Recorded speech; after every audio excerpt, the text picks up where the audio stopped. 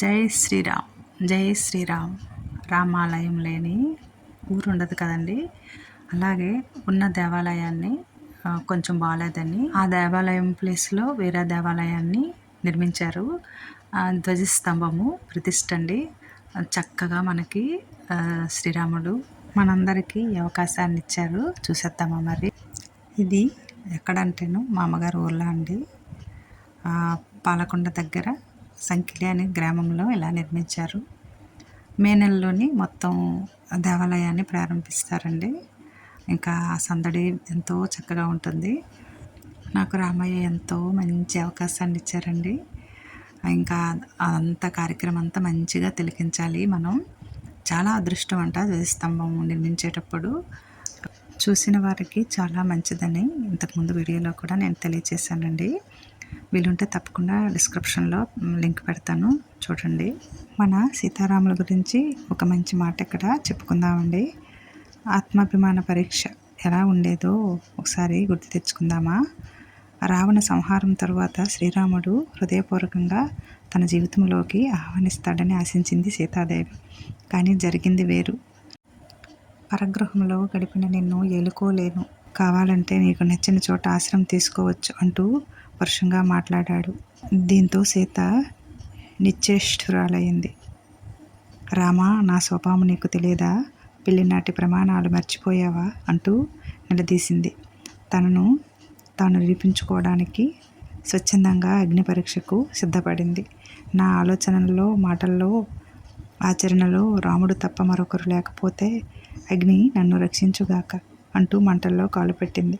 ఆ దృశ్యాన్ని చూడలేక వానరులు కన్నీళ్లు పెట్టుకున్నారు. రాక్షస వనితలు సైతం గుండెలు బాదుకున్నారు. అంతలోనే అగ్నిదేవుడు సీతను వెంటబెట్టుకుని మంటల్లోంచి బయటికి వచ్చాడు. బ్రహ్మాదులు ఆమె దోషరహిత అని ధృవీకరించారు. నా సీత రుజువర్తన నాకు తెలియదా? సత్యవ్రతుడిని అయిన నేను ఆ సత్యాన్ని లోకానికి చాటడానికే ఇంతవరకు ఉపేక్షించాను అంటూ సీతమ్మ చేతిని అందుకున్నాడు రాముడు. గతాన్ని ఓ పీడకలలా భావించి భర్తవడిలో ఒదిగిపోయింది క్షమయ ధరిత్రి.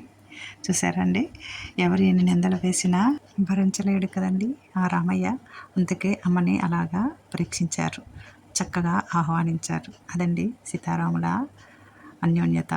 ఇలా చూసారా, చక్కగా ఎంత కష్టంగా ఎంత భక్తిగా చేస్తున్నారో దీనిని ఒకసారి జై శ్రీరామ్ అంటూ ఎంత ఆనందంగా తిలకించి చెబుతున్నారో చూసేద్దాము.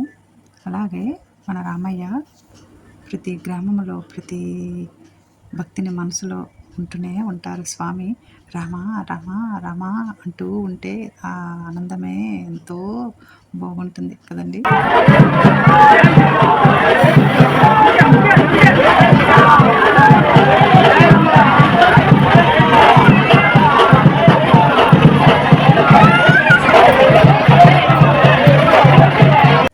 భక్తులందరూ ఆనంద పరవశంతో ఇలా అంటున్నారు రాముని. చూశారు కదండి. అలాగే మనకి చూసే అదృష్టం కూడా కలిగింది.